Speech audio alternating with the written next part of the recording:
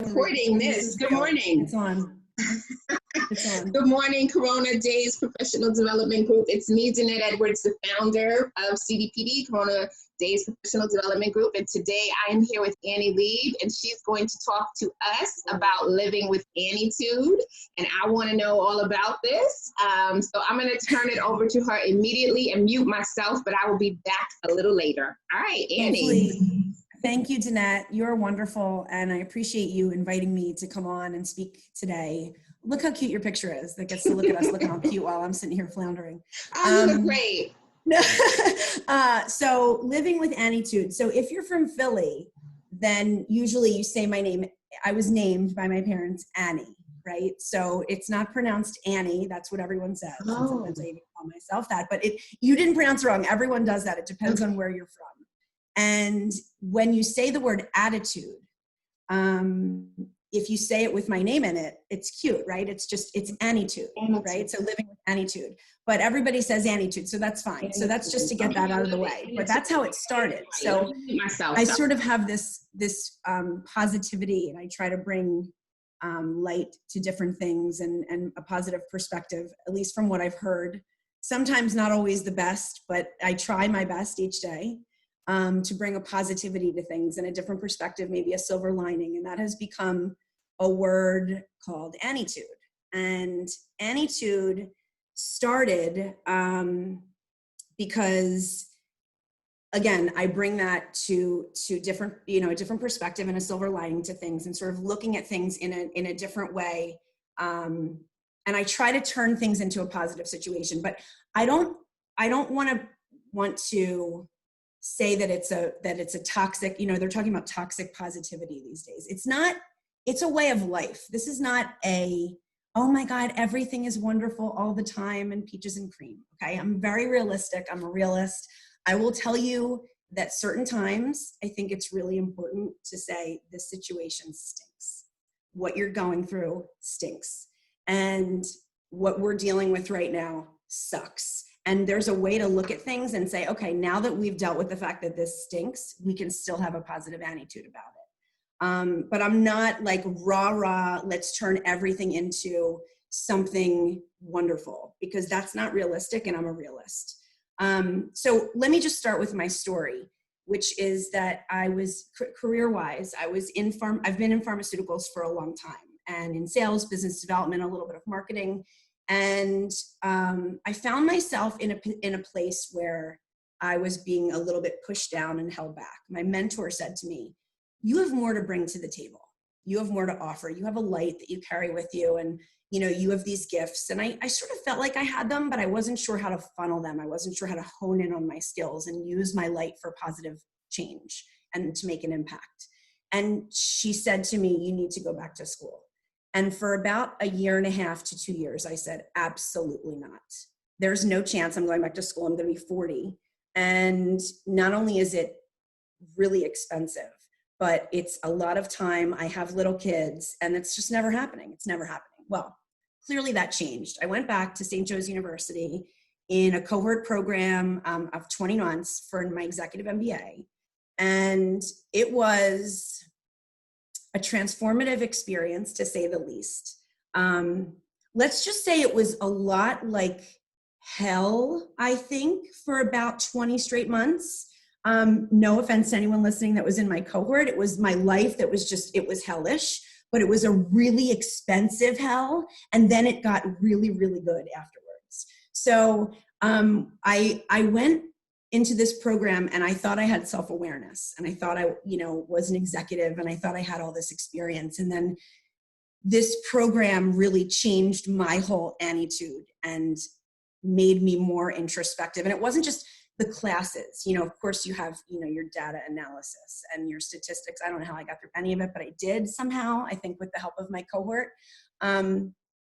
And, I wrote a ton of papers, and I did well at those and all that stuff, but it was much more about finding ourselves as people and realizing that we're not really as self-aware as we think we are. Most of us think, oh, I know myself pretty well. But when you have a handful of little kids at home, and you're working on the side to make ends meet, and you're going to school, which for me, because I'm an overachiever and work myself to the bone at everything I do for some reason, was an extra 30 hours a week of schoolwork, then going to school every weekend and during the week, one night a week, and then teamwork close to every night of the week.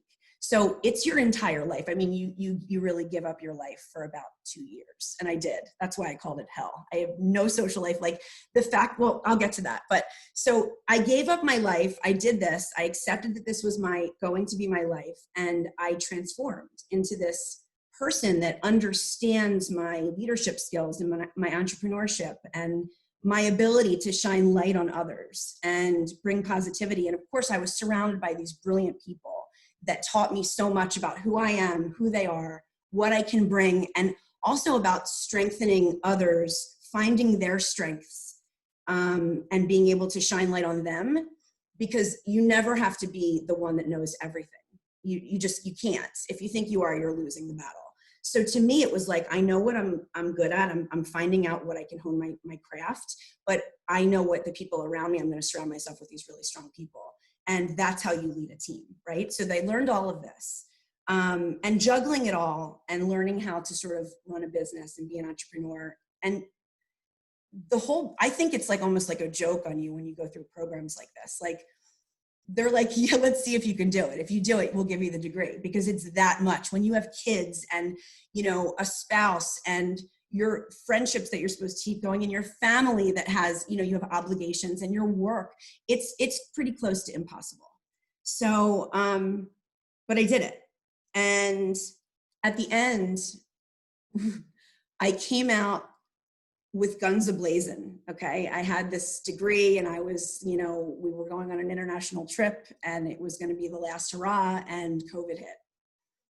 So granted, I will say that there are people in worse situations, of course. I believe that. I think that. I'm not saying woe is me, but I will tell you that after this kind of work that you put in when your international trip and your residency, it was called, our global residency, was canceled at the very last minute. I mean, we were ticketed. We had seats on the plane.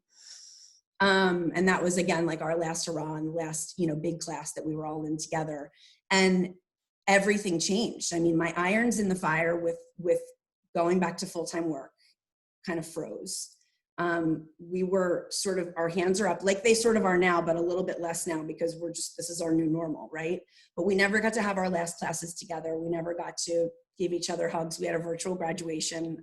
I went to my graduation in pajamas in my bedroom with my daughter, and she threw up my cap. I mean, that was our graduation. So I had to adapt, and I had to say, okay, what I planned wasn't what is. And I had to live each day with a good, solid Annietude, because my kids were watching me. My family was watching me. My friends were watching me.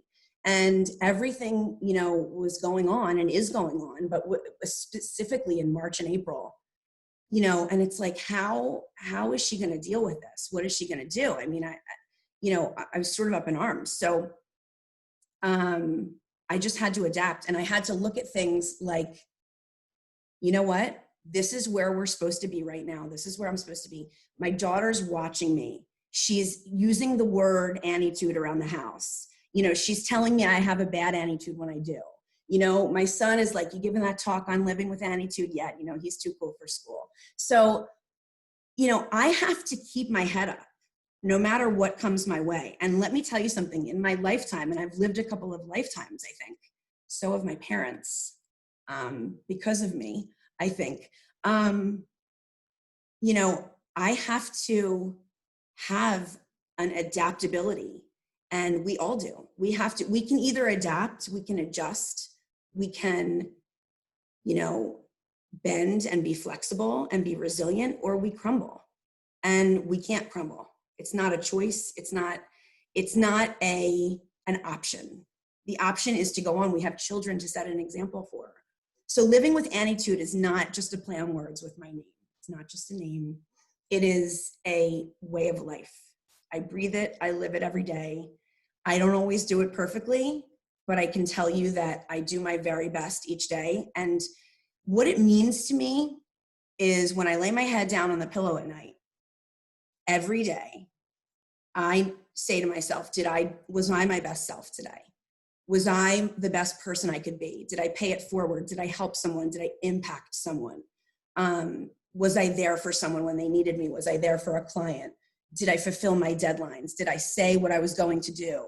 Did I do what I was going to, did I do what I said I was going to? And did I mean what I say and say what I mean? Did I follow through? And was I a good person? Did I do the next best thing? So living with Annietude is just being the best you can be and being your best self, being humble, but listening to others and making an impact on them and making change in the world.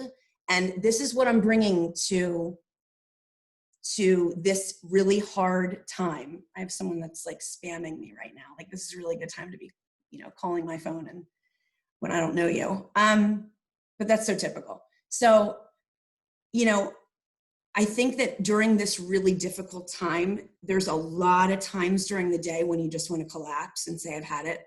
I've had it with the kids. I've had it with, the job stuff. I've had it with this client that is never happy. I've had it with the decisions that I have to make about whether I can take my daughter to the pool when it's hot out and 108 degrees, and I don't know. And, should we let our son play baseball because of everything going on and he wants to be with his friends? And, there's just decisions that we have to make every day. And I have to look at things in with adaptability and just like living and breathing this Living with Annietude. So I started a podcast, Living with Annietude, and I started it by myself. And I started to just sort of talk about just compassion and love and things that were on my mind. And it started as like a journal, like a live speaking journal. And then I partnered up with somebody really special, Mike Paterano, and we started to do Living with Annietude conversations with Mike. And we got really deep about some important, pertinent topics.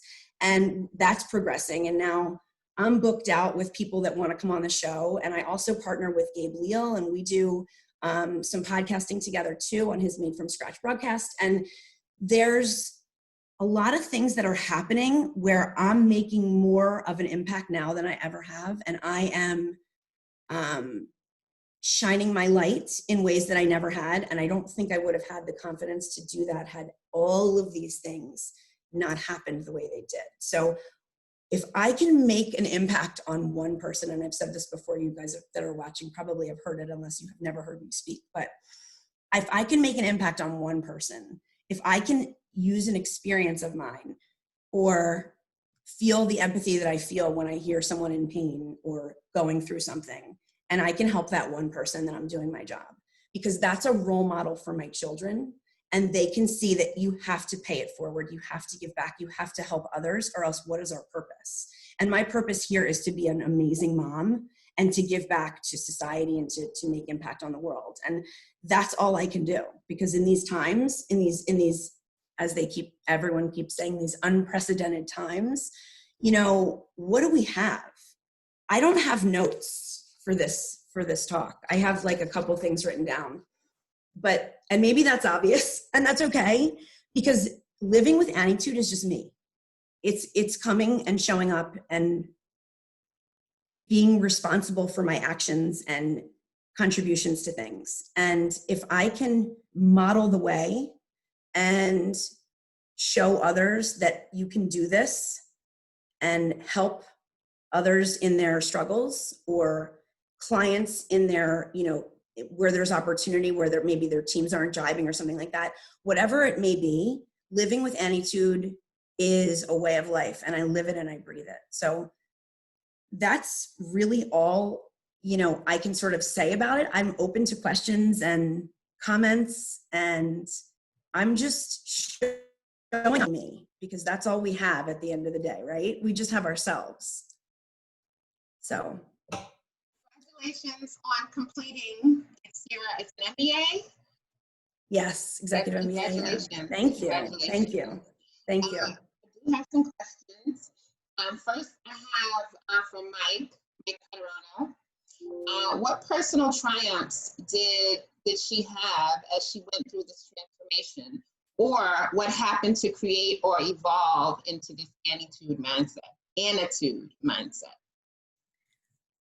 I mean, there's a lot of different transformations. I think it's my putting myself out there to show myself and my real authenticity. You know, there's a fine line between telling every detail of your life, but showing your true self.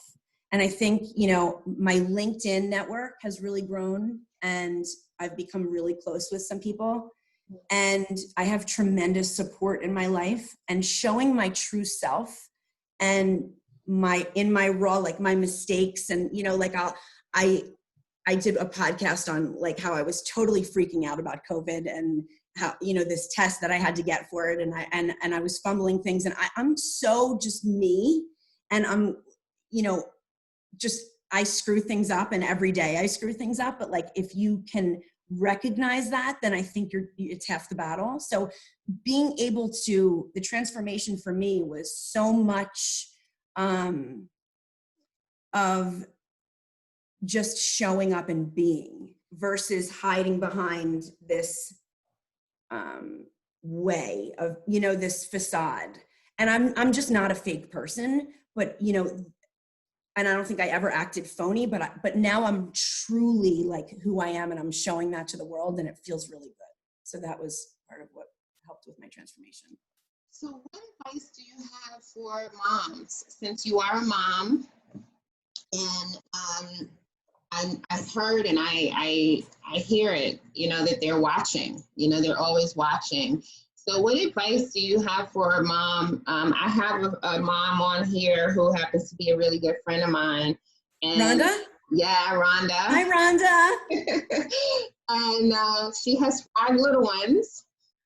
And she is now at, I think her youngest, I got to get this right, her youngest are twins, and they're 3. And she's now saying, I'm going back, and I need to find me and start all over again. What advice do you have for her? She has a supportive spouse, but you know, what that's wonderful that she has that support, but she still has to do it on her own. And at the end of the day, like, that's what we have to remember, is that we really we have our support system, and that's amazing, but we really can only count on ourselves.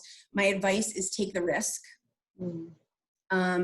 Say to yourself, when you say to yourself, I could never do that, I have 5 kids. Yes, you can. Yes, you can do it. I'm here to tell you that you can. I have been through enough to tell you that yes, you can.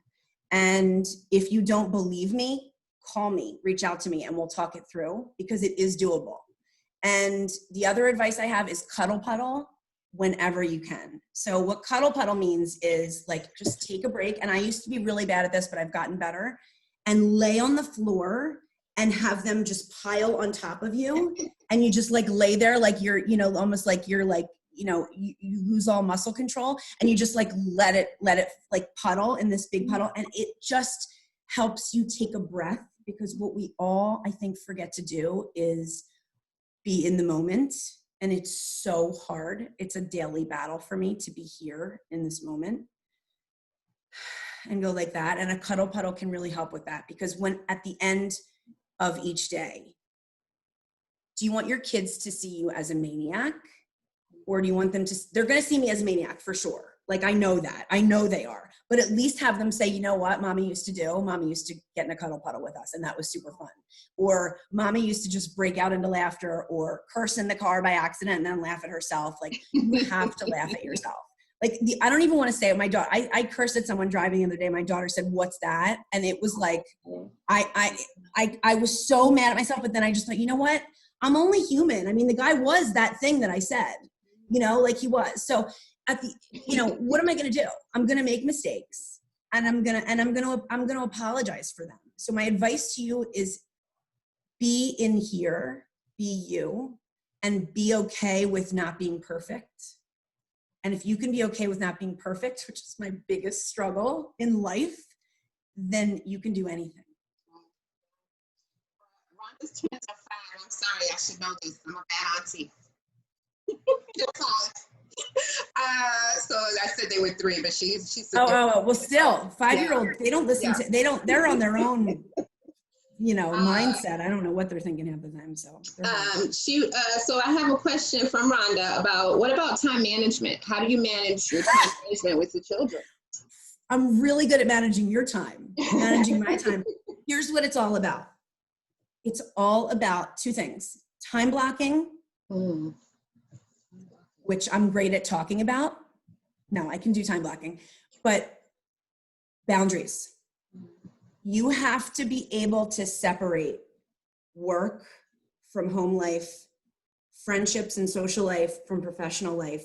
And I'm a work in progress, and I'm working on this every day, but I will sit and work through important times when you need to be sitting around the dinner table and talking about the now and in today. And I think what you're most, like, if you could tackle one thing, block tomorrow before you go to bed. Just say from 7 to 8, I'm going to do this. From 8 to 9, I'm going to do this. And you don't have to stick to it perfectly, but leave little buffers and try to get your day as much as you can. As boring as that sounds, like to block every minute of every day, you will be more productive, and you'll give yourself a little time. Give yourself 15 minutes to breathe. Seriously, just breathe. And if you can do that, I'm working on this, but I will tell you, time blocking has really helped me.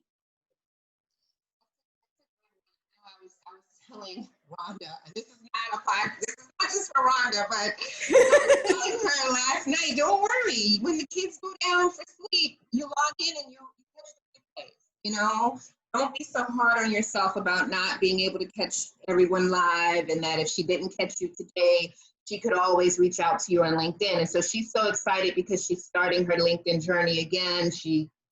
And please reach out to me and let's connect, because if anyone has gone through the journey and is still going through it, it's me. So please feel free to reach out, and I will always be there to be a supportive friend and ear when you screw up the time management, because I've done it every day of my life. So every day I just try to do it a little better than yesterday. Okay, I have from Arnav, and I hope I'm saying your name right, Arnav. I wish to ask how to get rid of confusion. I mean, how to set priorities. I am a kind of confused person, so need to figure out a way. Well, there's different like charts and things like that you can Google for priorities. I mean, I can't really tell you how to prioritize, but I would definitely sit down and make a list of everything that's on your mind and all the things that you want to do or need to do. And then I would put them in order as far as like, this needs to get done yesterday. This needs to get done sometime soon. And this is sort of like waving out there and doesn't really need to get done right away. So I would break it up into 3 at first, and then time block just to get those things done. And don't forget to put in time for you, because if you're that confused about your priorities, you're probably not like doing a lot of self-care. Yeah. So maybe some self-time to just reflect, and maybe some journaling might help too. Journaling is really really important, because it's not so much just thinking about your stuff that you have in your head, but it's putting it on paper, or, I like to write it, but typing it out too. You can type it out too. And just like that effort to get it out of your head and onto paper really helps you to go back and reflect. So if you're that confused, I would suggest journaling and getting some of that stuff from your head onto paper. And do you have any resources that have helped you with time blocking? Is there anything that you read, or anything that you use, a particular type of a journal? Or if not, it's okay. But if you have any. Yeah. Okay. Ready? This is really, really complicated. / it's really not. I Googled like a time blocking sheet, and it gave me every hour of the day. And I started at 6 and I go to 10 o'clock at night. And I don't even stop my life at 10 o'clock at night, but I couldn't fill out anymore. So, I mean, you can really just Google like a Microsoft calendar, but there's never enough space for me to like write in what I have to do or what's on my mind. I constantly have a notebook next to me and a pen, and I'm writing down what's on my mind, because as I'm talking to you, I'm thinking of 30 different things. That's just how my mind works. So I time block. I have the sheet in front of me. I have the hours of the day. I'll put 2 hours for this. I'll put a little 15-minute buffer to breathe. And, it's really simple. You can even draw it on a piece of paper, just on a lined piece of paper. Just put your hours, 6 a.m., wake up, run, whatever, and just do your hour by hour. As silly as it sounds, for me, when I can check off those things that I did, I feel so accomplished. Even if one of them is like shower, feed the kids. Accomplishments are accomplishments, right? Yeah. We need to celebrate our small wins. We do. Absolutely. That's another thing. That's a great point. Celebrating small wins. So I have from Karen Glade. She said, I met Annie recently in another group that I'm in, what I find most inspirational about Annietude is self-acceptance and being okay with who you are instead of being self-critical. The positive view of yourself keeps you going and attracting good things. I love it. I love it. Thank you, Karen. I love Karen. She's such a good woman. And the moment that we talked, there's a couple women that I met that I've really been inspired by. The moment that we talked, we just totally hit it off and got really personal right away and connected. And it was like, if I can give that vibe and give that positivity to one person, I mean, she gave it back to me too. We were like sisters after like an hour of talking. I mean, you can just really connect with new people, be open to connections. And one other thing I wanted to note too, well, maybe I should answer your questions first, but one thing that I struggle with, and probably my biggest struggle, I don't know if anyone asked that, is my not inability, I shouldn't say that. I have to phrase it with a better attitude, but to my tough time asking for help. Asking for help is not weak. Asking for help is actually strong and courageous. But I have this, it's a control, which I've definitely looked at and seen that I have that aspect of me where I'll just do it on my own. Or I don't want to seem like I can't do this. Like, what am I trying to prove? Like if I need help, it's okay. So I think as I speak to you and as I walk through this journey, I think I have to just keep trying to allow myself to ask for help, because it actually makes you stronger. And if anyone is out there trying to do it all on your own, yes, at the end of the day, I have to drink. See what happens when this glows? I have to drink. Tells you to drink. I love it. Yeah, I have to, right? I'm staying hydrated enough. So if I don't, I realize at the end of the day when I put my head on the pillow that it's just me. I have just me. But throughout the day, I have a support system and I need to lean on them. And then it's up to them to say, no, I can't help you, or I can help you like this. And those are boundaries, right? So I have to be able to ask for it, and I'm getting better at that. I'm trying so hard. I think that's really good because helpers, and you are a helper, Annie, helpers, I'm a helper. Helpers and givers have problems asking for help. We're so used to giving and helping that we have a very difficult time asking for help and receiving. So let's see. I have from Nathan Talbot. If you don't mind sharing, what's the most frequent hurdle that causes you to say, no, I wasn't my best self today? Is it work stress from the global pandemic, or do you feel it changes on a daily basis? No, it's boundaries. Yeah. So for me, my not personal boundaries, it's professional boundaries that with COVID and working from home and having the kids home is such a struggle, like just what I talked about. And I'll be honest always, like I'm never going to tell you I do something and just totally don't do it. Like I'll tell you I'm working on this. I'm strong in this category, but this is where I'm like, I will work myself until 1 o'clock at night. There's just no reason to do that. Like there comes a point where it's like, you're just not getting anything else done. Like you need to step away, and it's very hard when so I have 3 desks in my home. Okay. This gather sign is in front of my dining room table. Wow. The reason I'm sitting here is because I've changed my dining room table into my desk because it's so long and I want this much space, right? I have 3 desks. Is there a reason that I'm sitting at the dining room table? But that's because I've allowed this work to sort of funnel into, and I have to move my stuff so we can sit down to dinner. And it's like, it's a daily struggle for me. I have to separate my time. And I think it also for all of us, like the social time is so skewed now. Like you can't have friends over for dinner. You can't have your kids. I love having my kids' friends over. Like I love when they're with their friends. I'm that parent, like have 5 of them upstairs. I don't care. As long as you're here hanging out, like I'm happy. And I can't do that. And so it's like, what would my kids say about me? What's my biggest struggle, Nathan? By the way, hi, I miss you. What's my biggest struggle is like, my kids would probably say, mommy works all the time. And it's like, learn how to practice what you preach and do those time blocks and stick to them. And that's probably my biggest, and it's gotten worse, by far gotten worse with COVID. With COVID, yeah, I can imagine. So this is my question. How old are your children, Annie? My kids are 10 and 8.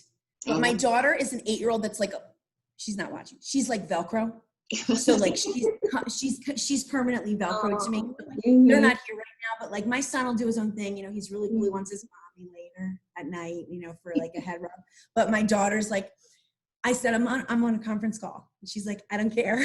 We're on a conference call. And I'm with you. But she sits on me like during it. And I'm like, okay, like this client's just gonna have to deal with that. That's just the way it is here.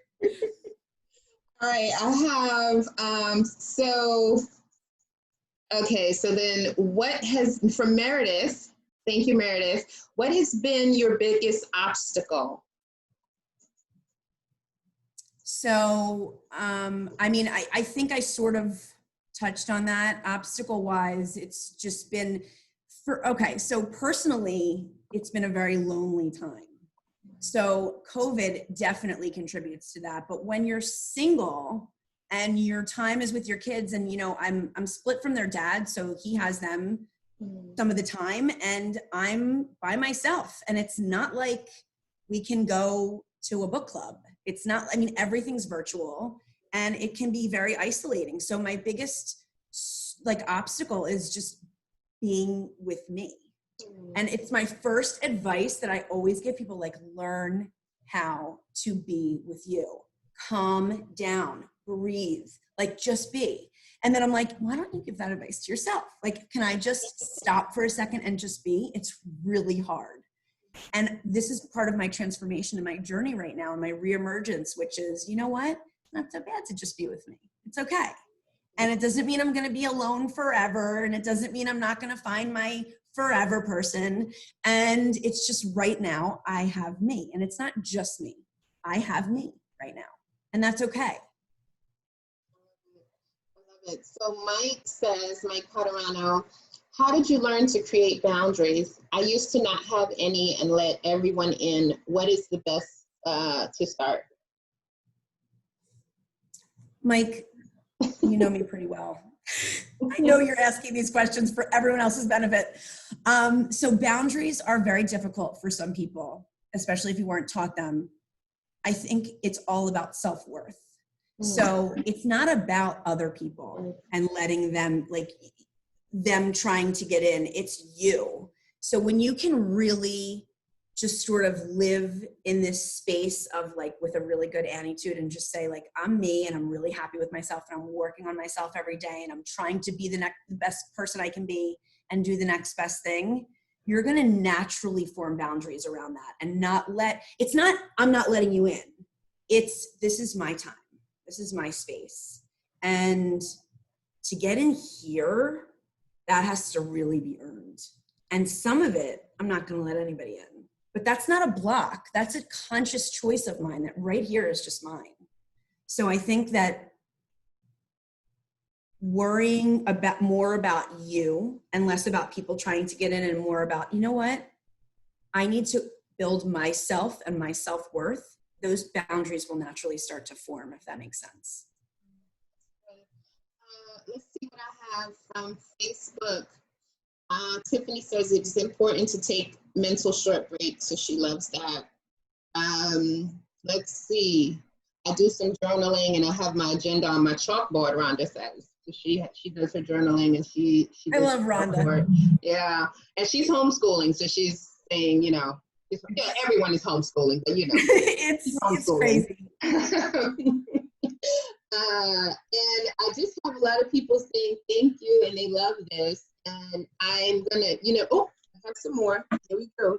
Uh-oh. I'm so excited. I didn't know if we'd have any questions. I'm psyched. Yeah. So Gabriel says, Gabriel Leal, what is the biggest lesson you would share with someone wanting to learn social media branding and marketing? Okay. I like that, because I need to know that. Be you. Be authentic and be you. There are algorithms and there is BS and there's a lot of stuff that, yeah, you can perfect that, okay? And I am not perfect at any of this. All right. But I will tell you that when I am my truest, authentic, raw self, I get the most best feedback from people and the most genuine followers and clients and inspiration and connection. Because in today, it's so hard to form connections because it's all virtual. So like, I like face-to-face. I like people. I'm a connector. I like to say, you have this problem, let's fix it. Let me put you in touch with this person and have people meet. And you don't have that anymore to that in that way. So I think it's super important to just be really true and be authentic and expose yourself to, look, I'm not great at this. Who can I ask for help? You know, I mean, you guys saw my post yesterday. I posted my face. I was like really trepidate, like I was nervous, you know? And then I thought to myself, why are you nervous? Like, I mean, granted, of course, why, but like, I just got to show up and be me. I don't have to bring notes. I don't have to memorize anything. I just have to be me. And if I can just show up and be me, and I'm proud of who I am these days, I'm really proud of who I am. So, you know, that's what I'm trying to show on social media. I'm trying to just show what Annietude means, who Annie is. And if I can do that effectively, then, and true to myself, like I said, when I lay my head on the pillow at night, what did I do that day? You know, was I a role model for my kids? Is there something that I posted that I would not show to my children? Wouldn't do it. I wouldn't do it. You know, everything that I try to do, I walk through the steps and I say, would I say this in front of, you know, my kids? Except for the thing in the car the other day. That was a mishap. But, you know, I just try to be a good soul. And when you're good and you put out that light comes back to you. It's all about connection. So authenticity. I can say I asked Annie for some advice about a podcast I did, and she gave me pretty much exactly what she said. I worry that I am too me. You know, I'm a little harsh. Sometimes I don't have any chill, and I'm a New York girl, so I just say it what it is. And Annie said, I said, just be you. Just do that. Like, you just did wonderfully, and I really accept and appreciate that feedback that you gave me, because you are an objective viewer, an objective listener. We don't know each other very well, you know? Thank you for saying that. I look at what you've done, and it's like, how could you ever question yourself? So it's almost like, oh my God, look at what you've done in your career and in your life. And your no chill, or whatever you call it, is awesome. Like, it's awesome. You're doing things, you're making an impact, you're making people better, you're making the world better. And if someone wants to tell you that you need to chill, then maybe like they need to chill. You know, like, all right, thanks for the feedback. Bye. Okay, so from an anonymous attendee, it says, what tools do you use when you are by yourself to cope with those lonely feelings? Also, I've noticed the water bottle. Is that one of those that lights up to remind you to drink? It is. It's the Hydrate Spark 3, I think it's called. It does. Oh, I just almost hit myself in the face. It does light up to remind you to drink, and it lights up all day long. And I have to tell you, it aligns. It links to your phone.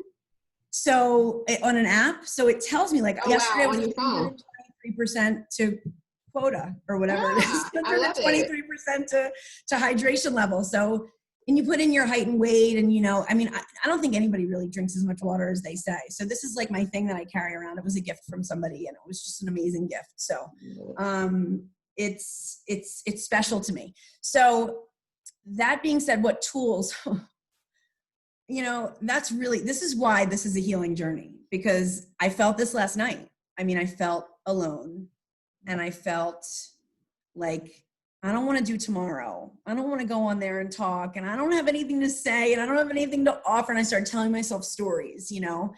What are my journaling, writing? I wrote for about an hour last night, where I just sat there and wrote. I put devices away, and I just wrote my heart out. And not only did it make me tired, because I think all of the catharsis, but I put it on paper, it left my head, and I just went to sleep. But those lonely feelings are hard. And I think that part of it is sitting with them. Not very good at doing that. But I'm practicing, because I'm a work in progress, and we all are, that just saying, okay, I feel lonely right now. That's okay. I don't have to be surrounded by people all the time. I don't have to be doing something all the time. This feeling right now that I'm having is okay.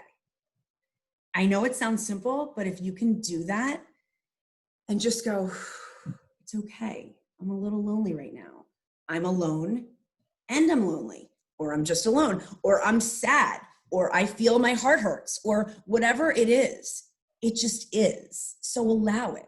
And the sooner that you allow it, the sooner it works through itself. And then it sort of comes out of you. I didn't wake up like that. I woke up happy as a clam. So, I think it's just, again, coming back to center and just being okay with just being. But the writing is how I dealt with it. I didn't just distract myself with watching something or reading something. I wrote it out. I wrote my feelings, as crazy as they may have been or as simple as they may have been. I wrote them. And when I did that, it came out of me and onto paper, and I was able to sleep pretty soundly. I did do this talk in my sleep about 6 times, but I over and over and over, and I woke up doing it. So there you go. I had nerves about today, even though I just showed up being me. But just be, just come back to center and just be here with me. Just be here. Yes, you and Mike work together. That Mike told us something very similar to that on his live with us a couple of weeks about allowing yourself to just feel it. If it's anger, if it's fear, if it's that I'm afraid, like whatever it is, to just feel it. Allow yourself to feel it so that you can work it out. I think a lot of times, Nett, I think a lot of times we beat ourselves up for feeling certain things. Yes. Why do I feel lonely? Why do I feel angry? Why do I feel sad? And it's like, that's useless because it doesn't really matter. You feel it. So you might as well embrace the feeling and just say, okay, I feel this right now. I can write it out. I can think about, what the causes are for this feeling, but to fight it is energy that could be used to better yourself, right? So fighting it, and I used to get mad at myself, and I still do sometimes. Like, God, another night, and I'm still lonely. Like why, blah blah blah. Like, there's just no point in that. It's useless. What's useful is saying, okay, again, I feel this way. Let's get to why. Let's work through why. Let's just be in it. And it's okay to be uncomfortable sometimes. Like, it's okay to feel discomfort. We all want to feel so good all the time. And that's just not real. It's not authentic. It's not your true self. Sometimes you're going to feel like shit, and that's okay. And sometimes you're going to feel defeated, and sometimes you're going to feel not confident, and then other times you're going to feel great. Be in that moment too. Celebrate that moment, right? Yeah, thank you. That is good advice, because I don't know, there's a level of shame associated with feeling anything negative, admitting that to yourself. Like, if I can't even be vulnerable with myself, forget with a partner or a friend or at work, wherever. But there's a level of just shame that I feel down. I feel lonely. I feel fear. You just don't want to admit it and feel it and work through it. Like, why are you feeling that? Yes. And you shouldn't feel that. Yeah. And I think that's taught to us when we're little too. Yeah, I think so too. Of our parents, or it's just how we're how we're raised was like, you can't act that way when you're expressing anger. And I think that carries through life of like, you know what? It's okay to feel angry. Of course, we have to be adults and we have to curb sometimes how we react to things, but it's okay to feel angry. You're not crazy because something angers you. And you're not, I'm like a really excited person. I'm excitable and I'm excited. It doesn't mean I'm a drama queen. Okay. It just means I'm psyched about a lot of stuff. So, if somebody sees that, sometimes people have said, oh, you're so dramatic. It's like, well, actually I'm passionate.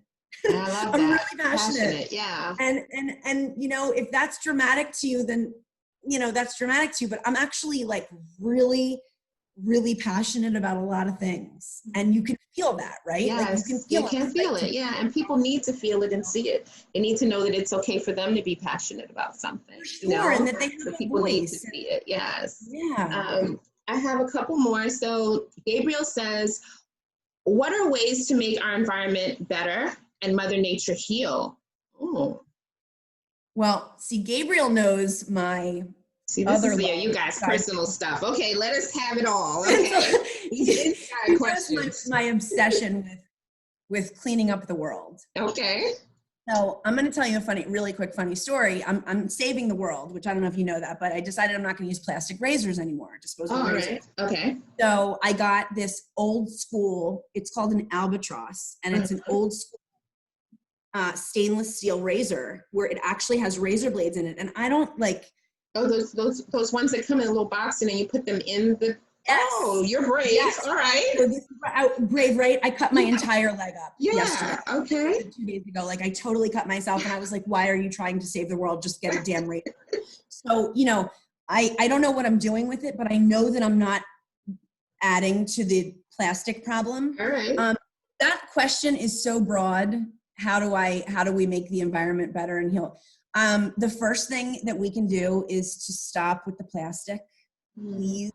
We don't need to use, and I don't want to shame anyone, I really don't, but we really need to start thinking about those plastic bottles of water. It's not any even cleaner than the tap. I mean, it's just like, think about what you're using every day. Reuse things. I don't use like any plastic in my house, really. This is silicone.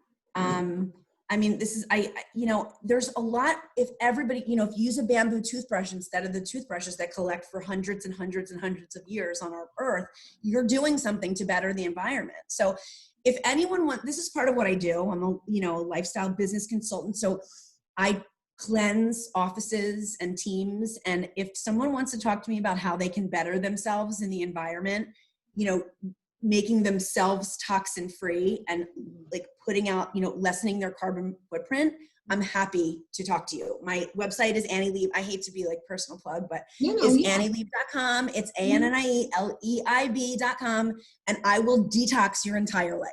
So that question, we don't have enough time for that question, but I will tell you right now, we can do it overall. Yeah, you come back next time and talk about that one then. All right. All right. We definitely will.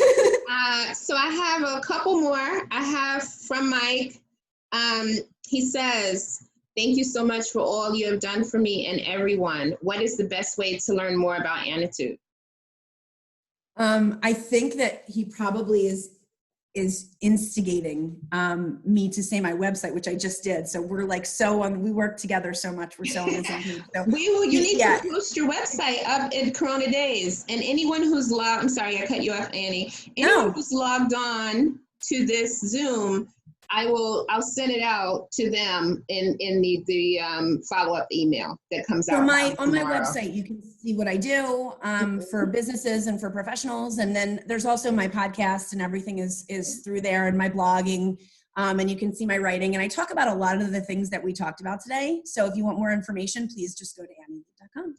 All right. And Rhonda says, one last question, please. What's the best tool for learning to be an active listener? Biting your tongue physically, like this.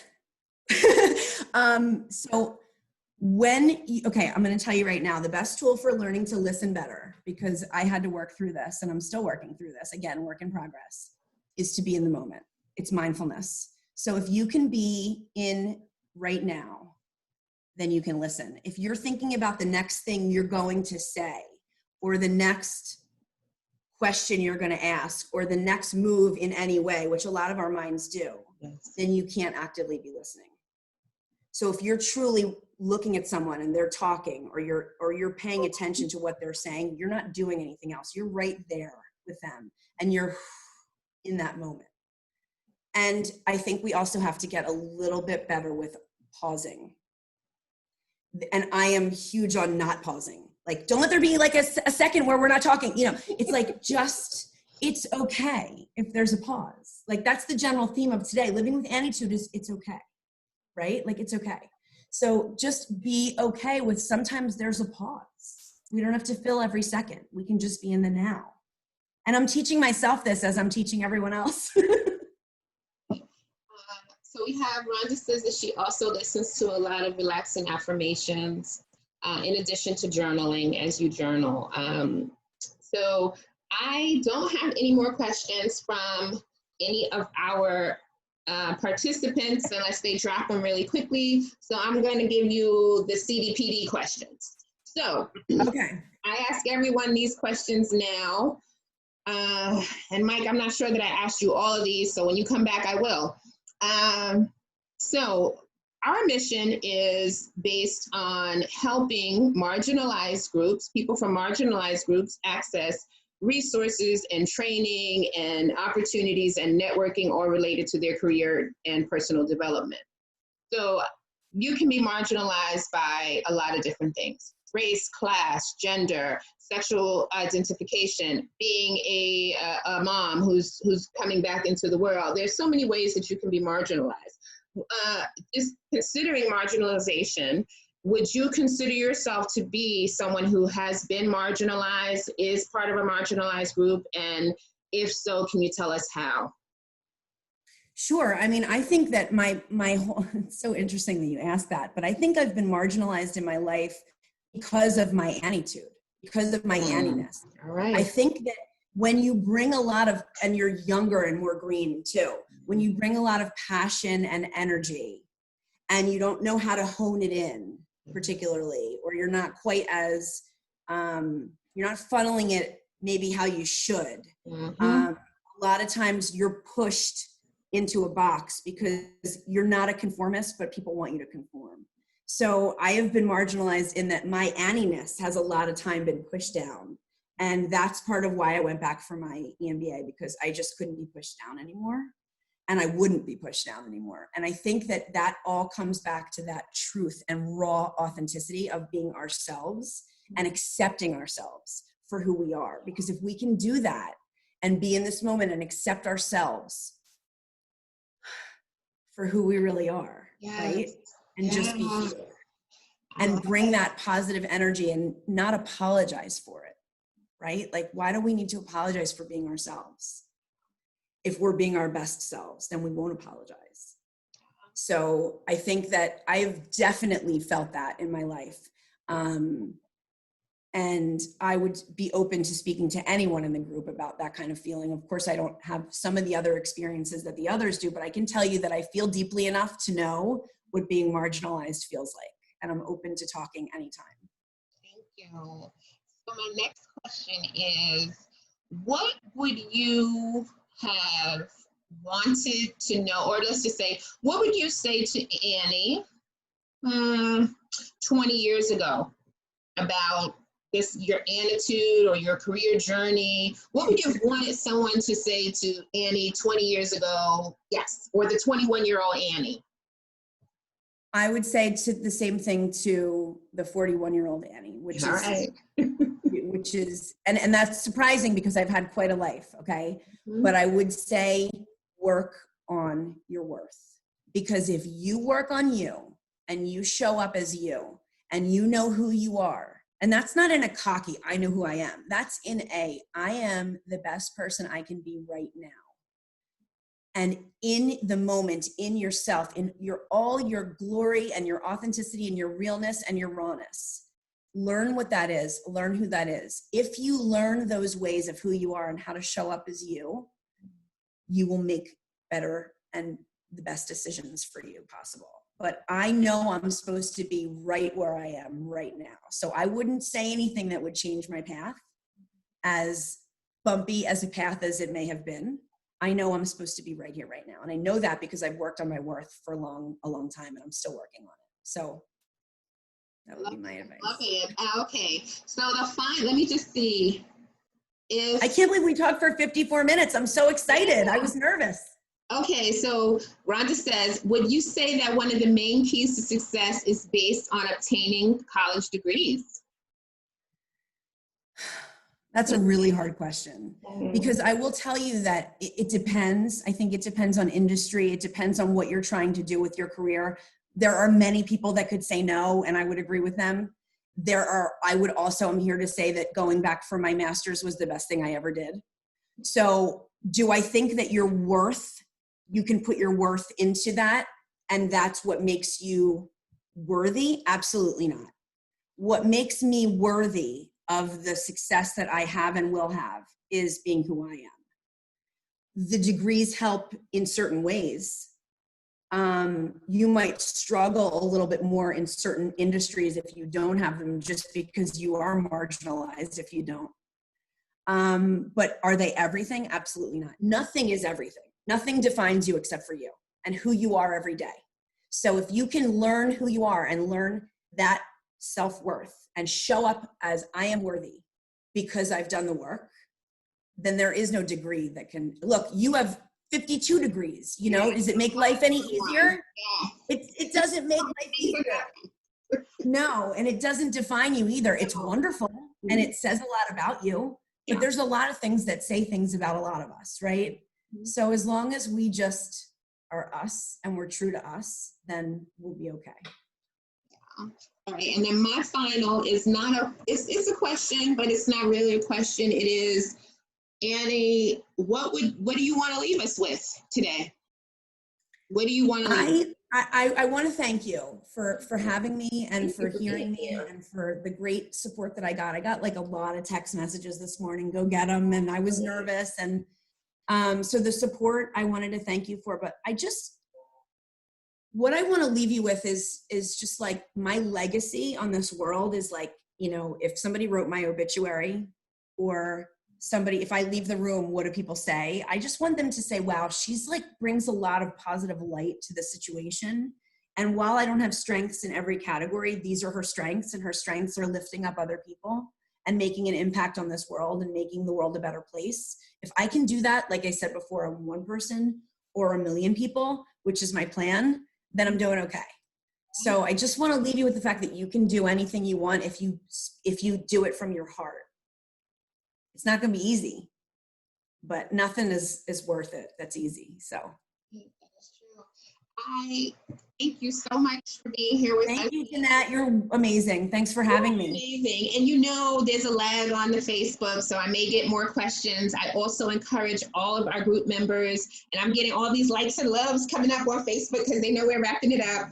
Yay! I encourage everyone to connect with you, so you may receive some connection requests that say, hey, I'm a CDPD member, let's connect, let's get connected, or something like that. Though I hope they say a little more. They may say something that resonated from this presentation today. So we get a lot of reviews. Yesterday's presentation had over 139 reviews, replays by 9 p.m. last night, and this morning we're over 200. So you know, I plan on watching this at least 200 times so that it'll log in as that many reviews. Yeah, so, we are global, you know, and so many people worldwide will be watching. We right now have some people in Cameroon, Kenya, South Africa, and Australia I love it. right now on the live that I know. Okay, so I thank you so much. You know, you are always welcome to come back here alone or bring friends. Okay, Mike, Gabrielle, anyone. Bring your friends. We will be coming back. Thank you, Nett. Thank you so much, Annie. Peace. All right. Bye-bye. Take care.